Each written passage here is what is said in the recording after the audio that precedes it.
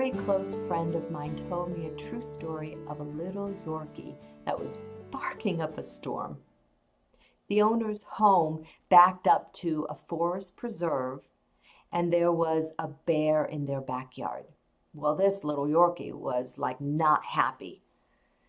So the owner opened the screen door to close the Arcadia door, and that little dog just zipped out and ran towards the bear.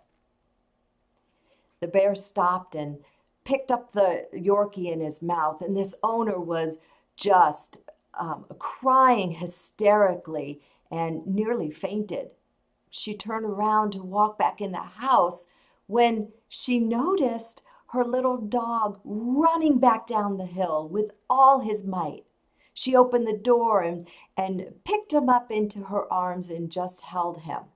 You can imagine the joy that she felt at that moment, having her wonderful, loved dog back in her arms. She took this Yorkie to the vet to have a thorough examination, and the vet said there was nothing wrong with him, not even a scratch. Can you relate to this Yorkie? I mean, the enemy is outside, and all you want to do is get him out.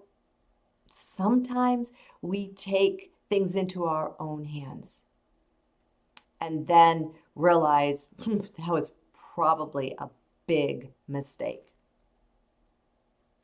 But then we realize that God is there, He is with us, and He releases the grip that the enemy, that the bear has on our lives.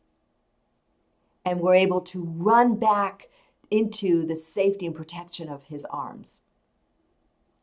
God loves us so much, and He is our protection.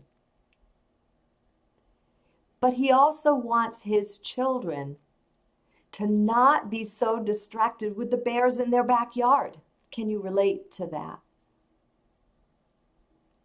Psalms 91 verses 1 through 3, I want to read it. It says, "He who dwells in the secret place of the Most High will abide under the shadow of the Almighty.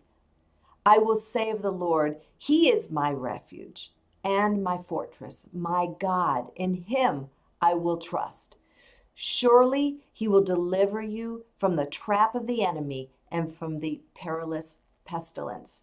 And then God's response is in verse 14, and He says, "Because my child loves me, I will deliver him, and when he calls, I will answer."